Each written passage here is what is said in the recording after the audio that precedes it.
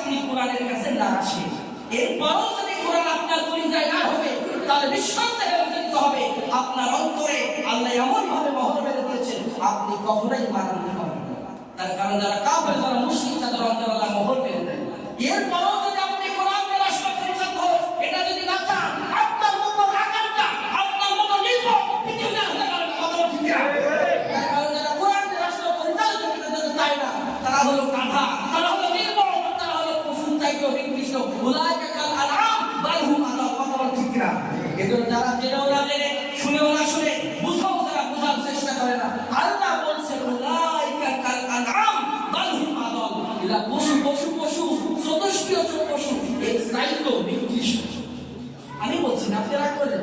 সূরা আরাফের 116 করে আয়াত পড়ে দেখেন, পড়ে দেখেন, আপনি স্পষ্ট ভাষায় আল্লাহ বলছেন।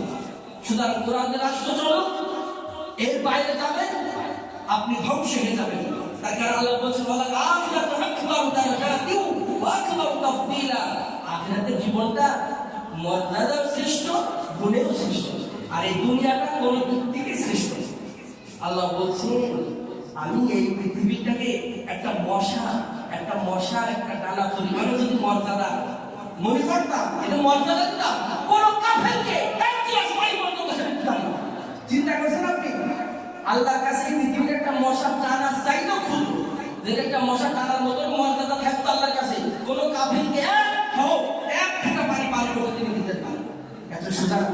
এজন্য আসুন কোরআনের কাছে আমাদেরকে ফিরে আসতে হবে।